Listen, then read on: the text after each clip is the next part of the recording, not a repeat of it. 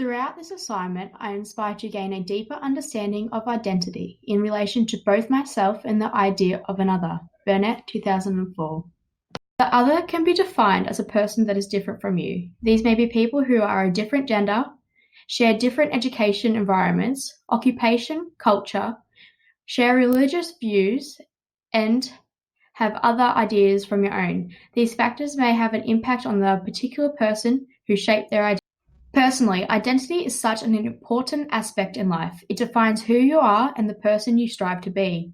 I believe that in the early years of life, influences have a tremendous effect on an individual's identity development.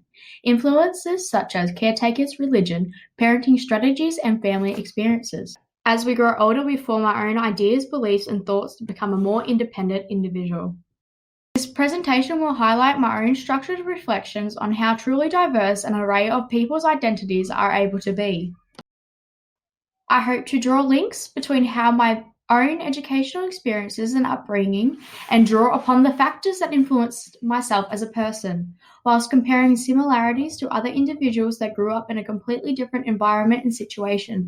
I believe that if we reflect deeply enough between ourselves and whom we believe to consist of the other, we would be able to find connections that draw each of us together to form another all-inclusive group. We are basing this assignment on diversity and identity. I chose to interview my uncle, who was born in Liverpool, New South Wales. This interview has allowed myself to gain a better perspective and become more closer and accepting of my uncle's background. I was able to relate this anecdote of childhood and how certain influences influenced who he is today. My uncle moved to Victoria in 1995 from Townsville, Queensland. Growing up in a range of commission houses led to multiple moves and schools. In the end, it totaled to be around 5 schools, which impacted his identity substantially as well as his confidence.